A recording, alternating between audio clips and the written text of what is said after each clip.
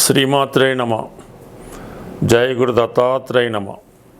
ఈ వీడియోలో మనం శుక్రగ్రహ సంచారం గురించి తెలుసుకునే ప్రయత్నంలో ప్రస్తుతం శుక్రుడు సింహరాశి యందు సంచరిస్తూ కేతుగ్రహంతో కలిసి ఆగస్టు 1వ తారీఖు వరకు సంచరించడం జరుగుతుంది. ఇక ప్రధానంగా మన టాపిక్లో ఆగస్టు 1వ తారీఖు నుంచి సెప్టెంబర్ 2వ తారీఖు మధ్యలో ఈ శుక్రగ్రహం కన్యా రాశి యందు సంచరించడం జరుగుతుంది.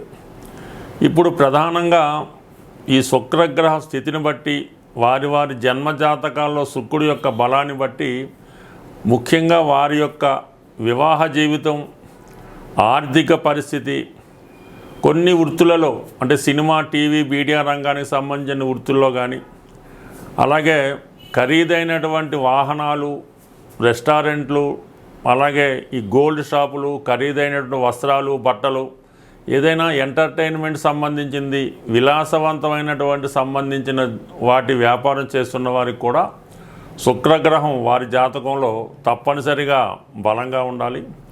మరి ప్రస్తుతం ఈ శుక్రుడు ఏదైతే ఈ ధనకారకుడు, లిక్విడ్ ధనానికి, బంగారానికి కారకుడైనటువంటి శుక్రుడు ప్రస్తుతం ఈ సింహరాశిలో కేతువుతో కలిసి ఉండడం వలన ఇది చాలా వరకు ఆర్థిక పరంగా ఇంచుమించుగా ప్రతి రాశి వారికి కూడా ఫైనాన్షియల్గా చాలా స్ట్రెస్ ఎక్కువ ఏర్పడుతూ ఉంటుంది.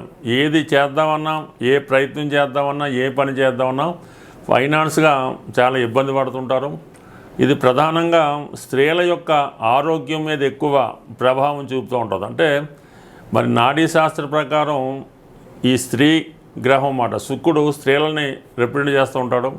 అటువంటి శుక్రుడు కేతువుతో కలిసి ఉండడం వలన స్త్రీలకి అనారోగ్యపరమైనటువంటి సమస్యలు ఎక్కువగా వస్తుంటాయి. వివాహపరంగా కొన్ని చికాకులు వాళ్ళు ఎదుర్కొంటూ ఉంటారు. ముఖ్యంగా గైనిక్ సంబంధించినటువంటి ప్రాబ్లమ్స్, సంతానపరమైనటువంటి సమస్యలు ప్రస్తుతం ఈ రాశి వారు ఎదుర్కోవడం జరుగుతుంది. ఎందుకంటే శుక్రుడు సింహరాశిలో చాలా బలహీనంగా ఉండడం జరుగుతుంది. అంటే తనకు ముందు ప్రయాణించబోయే రాశిలో కన్యారాశి శుక్రగ్రహానికి నీచ రాశి. ఆ కారణం వల్ల నీచలోకి వెళ్తున్నటువంటి శుక్రుడు చాలా బలహీనమై ఉంటాడు. కాబట్టి ఇది మగవారికి, వ్యాపారస్తులకి ఆర్థిక పరిస్థితి మీద, స్త్రీలకి ఆరోగ్యం మీద ఎక్కువ ప్రభావం చూపుతుంది. అటువంటి శుక్రుడు ఆగస్టు 1వ తారీఖు నుంచి కన్యారాశిలో ప్రవేశించడం జరుగుతుంది. అయితే ఈ కన్యారాశిలో ప్రవేశించినటువంటి శుక్రుడు ఏ గ్రహంతోనూ కలగకుండా సింగిల్గానే ఇంచుమించుగా ఆ నెలంతా సంచరించడం జరుగుతుంది. అటువంటి శుక్రుడి మీద శని యొక్క దృష్టి పడుతుంది. సో ఆ కారణం వల్ల ఏంటంటే స్త్రీలకి ఉద్యోగ అవకాశాలు పెరుగుతాయి. వారు కొంతవరకు ఆరోగ్యపరంగా కొంత ఇంప్రూవ్మెంట్ అవ్వడం జరుగుతుంది. మగవారికి అయితే వ్యాపారపరమైన అభివృద్ధి ఉంటుంది. ఎందుకంటే శుక్రుడు నీచరాశిలోకి వచ్చినప్పుడు కూడా తన మిత్రగ్రహమైనటువంటి శని భగవానుడితో చూడబట్టడం జరుగుతుంది. అలాగే శుక్రుడికి లాభస్థానంలో గురుగ్రహ సంచారం జరుగుతుంది. ఈ రెండు కూడా శుక్రుడిని చాలా బలంగా చేయడం వల్ల మరి మీరు గతంలో ఇంచుమించుగా ఈ జూలై నెలాఖరు వరకు ఎదుర్కొన్నటువంటి ఆర్థిక సమస్యల నుంచి, అలాగే స్త్రీలు అనారోగ్యపరమైన సమస్యల నుంచి చాలా వరకు బయటపడడం జరుగుతుంది. స్వస్తి. శ్రీమాత్రే నమ. జయ గురు దత్తాత్రేయ నమ. కన్యారాశి వారికి శుక్రుడు చాలా ఇంపార్టెంట్ అయినటువంటి గ్రహం. అంటే శుక్రుడి రాశి వారికి ధనాధిపతి, భాగ్యాధిపతి. సంపాదించిన ధనం దాచుకోవాలన్నా, కుటుంబంలో స్త్రీలు, మీ కూతుర్లు కానీ మదర్ కానీ క్షేమంగా ఉండాలన్నా, భార్యతో సత్సంబంధం కలిగి ఉండాలన్నా, ఆనందభరితమైనటువంటి శృంగార జీవితం గడపాలన్నా, ఒక ఖరీదైనటువంటి వస్త్రాలు ధరించాలన్నా, వాహనం నడపాలన్నా కూడా ఈ రాశి వారికి శుక్రుడు కంపల్సరీగా బలంగా ఉండాలి. అంటే భాగ్యాధిపతి అంటే అదృష్టం. ఏ జాతకంలో అయినా 9వ స్థానం బలంగా ఉంటేనే, 9వ స్థానాధిపతి బలంగా ఉంటేనే ఆ జాతకుడు తను సంపాదించింది అనుభవించగలడు, పెద్దలు ఇచ్చిన ఆస్తిని మరింత వృద్ధి చేయగలడు, ఎక్కడికి వెళ్ళినా తగిన గౌరవం పొందగలుగుతూ ఉంటాడు. మరి అటువంటి ఇంపార్టెంట్ అయినటువంటి గ్రహం ప్రస్తుతం ఆగస్టు 1వ తారీఖు వరకు 12వ స్థానంలో సంచరించడం జరుగుతుంది. అంటే జీవితంలో వారి జన్మజాతకంలో శుక్రుడు 12వ స్థానంలో ఉండగా ఒక జాతకుడు జన్మించి ఉంటే వాడి జీవితంలో చిన్నతనం నుంచే అన్ని సౌఖ్యాలు కూడా అనుభవించడం జరుగుతుంటుంది. అటు కంఫర్ట్స్, అలాగే సుఖాన్ని పొందగలడు, సంతోషాన్ని పొందగలడు, ఆనందాన్ని పొందగలడు, ఫిజికల్ కంఫర్ట్స్ పొందగలడు. అదే శుక్రుడు వేరొక పాపగ్రహంతో కలిసినప్పుడు తను చేసిన పనులకి తనే కారణమవుతుంటాడు. ఏదో ఒక దీర్ఘకాలిక వ్యాధి వల్ల ఇబ్బంది పడడం జరుగుతుంటుంది. జీవితంలో చివరి రోజుల్లో చాలా స్ట్రగుల్ పడడం జరుగుతూ ఉంటుంది. అంటే శుక్రుడు పాపగ్రహంతో కలిసినప్పుడు. ప్రస్తుతం శుక్రుడు ఈ కన్యా రాశి వారికి ధనాధిపతిగా, భాగ్యాధిపతిగా 12వ స్థాన సంచారం అన్నది. అది కుటుంబానికి దూరంగా ఉంటూ ప్రయాణాలు చేయడం, ఎక్కువగా కేతువుతో కలిసి ఉండడం వలన పుణ్యక్షేత్రాలు దర్శించడం, అలాగే కొంతమంది భక్తులతోనో, ఫ్రెండ్స్తోనో, పెద్దవారితోనో కలిసి ఏదైనా ఒక విహారయాత్రకో, ఒక రహస్య జీవితం గడపడం, ఎవరితో అన్నా కలిసి ప్యారలల్గా జీవితాన్ని పంచుకునే ప్రయత్నం. అంటే అది కొద్దిగా సొసైటీకి కొద్దిగా ఇబ్బందికరంగా ఉంటుంది. అటువంటి వాళ్ళతో పరిచయం పెంచుకొని అటువంటి వాళ్ళతో జీవితం గడిపే ప్రయత్నం అనేది చేస్తూ ఉంటారు. కొంతమంది సన్యాసులు అలా కూడా చేరిపోతూ ఉంటారు. బట్ ఏదైనా ఇది ఆర్థిక పరంగా తీవ్రమైనటువంటి ఒత్తిడి కనబడుతుంటుంది. ఫైనాన్స్ పరంగా ఇబ్బంది పడడం వల్ల కుటుంబ సభ్యుల మధ్య సమస్యలు ఏర్పడుతుంటాయి. సో డబ్బులు ఉన్నవాడు కుటుంబాన్ని సహకరించకుండా వాడు ఎంజాయ్ చేస్తుంటాడు. ఈ విధంగా ఈ కన్యా రాశి వారు ఈ కుటుంబ సమస్యలతో, ఆర్థిక సమస్యలతో ఇబ్బంది పడుతుంటారు. అయితే అనూహ్యంగా ఈ శుక్రుడు ఆగస్టు 1వ తారీఖున ఈ కన్యా రాశిలోకి ప్రవేశిస్తాడు. అప్పుడు ఆటోమేటిక్గా ఏముందంటే అది నీచస్థానం అయినప్పటికీ కూడా పాపగ్రహాలతో కలియడం ఉండదు. మిత్రుడైనటువంటి శుక్రుడితో చూస్తూ ఉంటాడు. అలాగే 11వ స్థానంలో గురువు ఉండడంతో ఆటోమేటిక్గా శుక్రుడు మీకు బలవంతుడు అవుతూ ఉంటాడు. అంటే గతంలో మీ కుటుంబం నుంచి దూరమైనటువంటి వాళ్ళు, ప్రధానంగా ఎవరైతే మీ కుటుంబానికి అండగా ఉంటారో వారు కొద్ది కాలంగా దూరంగా ఉండడం జరుగుతుంది. తిరిగి మళ్ళా మీ కుటుంబంలో చేరడం జరుగుతుంటుంది. అలాగే పోగొట్టుకున్న ఉద్యోగం కానీ, అంటే ధనం, ఇన్కమ్, కొన్ని కుటుంబం ప్రతి నెల రావాల్సిన అద్దె కావచ్చు, వేరే ఆదాయం అవచ్చు, ఇది తిరిగి మళ్ళా ప్రారంభం వలన కుటుంబ పరంగా మీకు ఉన్నటువంటి ఆర్థిక సమస్యలు చాలా వరకు పరిష్కారం అవుతాయి. ప్రధానంగా ఈ రాశిలో ఉన్నటువంటి స్త్రీలకు కానీ, పురుషులు కానీ ఉద్యోగ ప్రయత్నాలు చాలా తొందరగా ఫలిస్తూ ఉంటాయి. అంటే ఎక్కువగా స్త్రీలకి శుక్రుడు అవకాశం ఇస్తూ ఉంటాడు. అందువల్ల కుటుంబంలో ఉన్నటువంటి స్త్రీలకు అవకాశం వస్తుంది.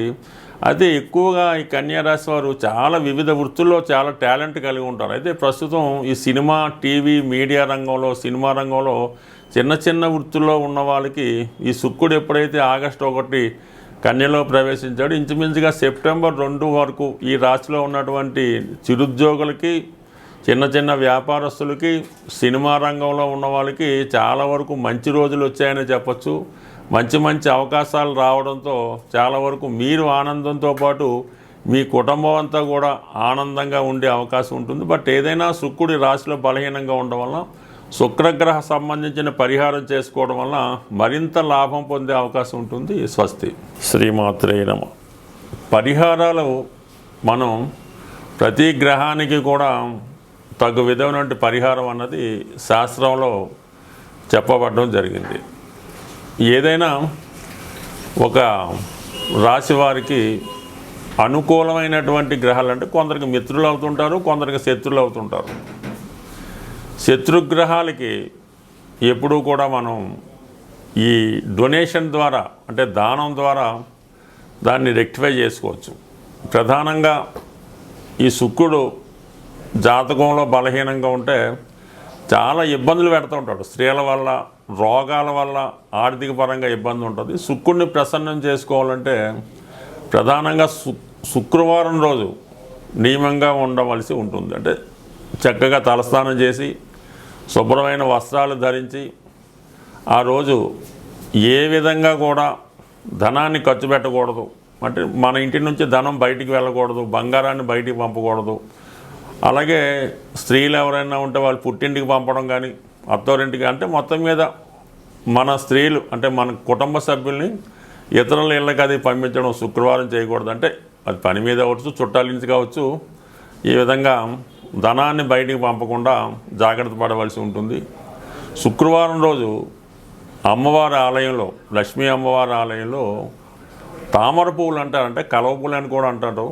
వాటితో ఒక హారంగా తయారు చేసి అమ్మవారికి పెద్ద విగ్రహం అయితే ఈ కలవ పువ్వులతో అర్పించడం, వీలైతే ఆ రోజు అంటే లక్ష్మీ గణపతి హోమం చేసుకుంటూ అందులో ఈ కలవ పువ్వుల్ని ఉపయోగించి హోమం చేయడం వల్ల, అంటే ప్రతి శుక్రవారం విధంగా అక్కర్లేదు, మీకు శుక్రదశ జరుగుతున్నా, శుక్రుడు బలహీనంగా ఉన్నా, వివాహం ఆలస్యం అవుతున్నా, స్త్రీలతో విరోధం అవుతున్నా, అక్క చెల్లెలతో విభేదాలు ఉన్నా కూడా ఏదో ఒక రోజు అంటే మీకు తారాబలం చూసుకొని ఒక మంచి రోజు మీకు అనుకూలంగా ఏదో సాధంతారో క్షేమతారో రోజు ఈ లక్ష్మీ గణపతి హోమం చేసుకోవలసి ఉంటుంది.